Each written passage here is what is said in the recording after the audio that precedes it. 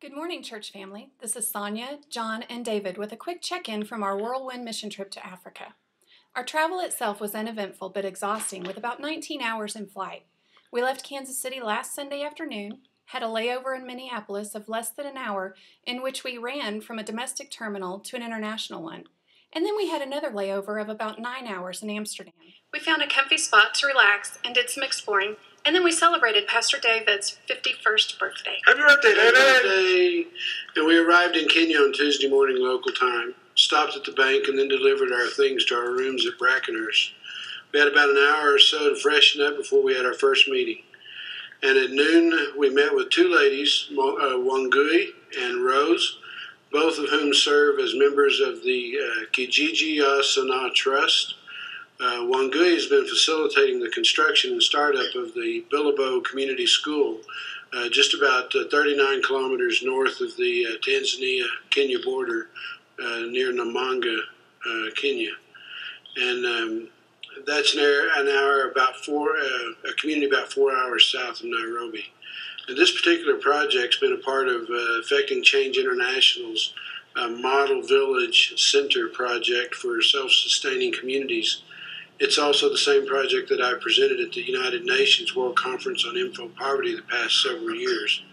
So in addition to talking about the community's vision for the future, these ladies also took time to brief us on the school's grand opening and the dedication in which we'd be attending on the following day. After that meeting, we took a short van ride to visit the Limuru Children's Center, one of the sites where our student team visited this past summer when they were in Kenya. It was great to see the center firsthand and to meet Patrick, its director. We enjoyed seeing evidence of our team's work, which included rooms that they painted and wood that they chopped. And we even got to visit the Mary Bradford Memorial Kitchen, where they built a shrine to all the beans and rice that she sorted this past summer. Just kidding, Mary. But honestly, they really were boiling rice and beans and maize while we were there. So anyway, Patrick took us on a tour of their current construction project, which is adjacent to their existing compound, and that's going to provide better housing and a more family-like environment for the children and the social workers who live there. As good as all that was, though, my favorite part was our ulterior motive for the visit. You see, unbeknownst to anybody at the center, our BVBC Worship Choir and Orchestra had collected funds last fall in memory of Chris Olson's 98-year-old father, Manfred, who had died at the end of the summer. When we talked to Chris and Sweesum about how we might honor their family with our gift, they indicated to us that some of Manfred's favorite caretakers toward the end of his life were from Kenya, and that it would be meaningful to them if we could do something that honored those people. So, with Pastor David's input, Janae and I decided that the Children's Center was the perfect place to invest our gift. As I shared that whole story with Patrick, he was overwhelmed, and he told me that the $200 we gave them would feed 20 children for a month. Still on Tuesday, our next meeting that afternoon was with a young street evangelist named Charles, whom our team had met back in the summer. On the screen, you'll see a photo of Charles, but what the photo won't tell you is that he is an exact African version of our own J. Wes Crockett. He was honored and humbled to meet us, and he took great care in telling us about his ministry to street children and how he works to help connect them back to family members or relatives whenever possible, always after sharing with them the message of the gospel. As a part of this meeting, we were able to deliver to him almost 200 ESV Bibles and 100 EvangeCubes, purchased with donations from many people at BVBC. Charles told us how he plans to use those tools with the ambitious goal of sharing the good news of Jesus with literally thousands of young people by the end of 2014. That evening, we shared dinner with John McKelvey, who runs the Brackenhurst encampment, and then David and I went on to a preliminary meeting with some of the people that we would meet later in the week regarding our church's pending partnership with the Kenya Baptist Theological College.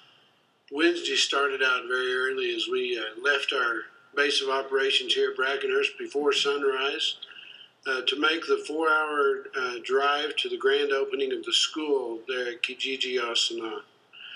We wrangled our way through rush hour traffic in Nairobi, not one time, but actually twice that day, spending approximately 8 to 9 hours in transit to celebrate that special day with the Maasai people who live there. You know, in Africa, ceremony is very important. So there were songs and speeches and prayers and speeches and testimonies and speeches. I think you get the idea. But the open air school, along with its enclosed storage spaces and outdoor toilets, were a reason for great celebration as the Maasai people came to understand that they can make positive changes for the future of their own community. The school is simply one piece of the puzzle, and in that village, out of many other elements that will be added later, will allow us to partner with them as they assess their greatest needs and make plans to create sustainable means to improve the living conditions in their community. It was my favorite part of the trip. The children went from being curious but shy to being interested, and then letting the curiosity get the best of them and actually coming up and touching us and talking to us and wanting their picture taken so that they could look at it after it's taken. One of my favorite parts was when a little girl came up to me and put her hand in mine so she could walk with me, and then when I bent down to talk to her, all of the kids started touching my hair just to feel what a white person's hair is like. We had a great time. The parents were so happy about having a school for their children to go to that was local, where they didn't have to worry about their kids walking a distance and possibly running into a wild animal that could hurt them. It was just an amazing day, and I'm so glad that we got to be a part of that.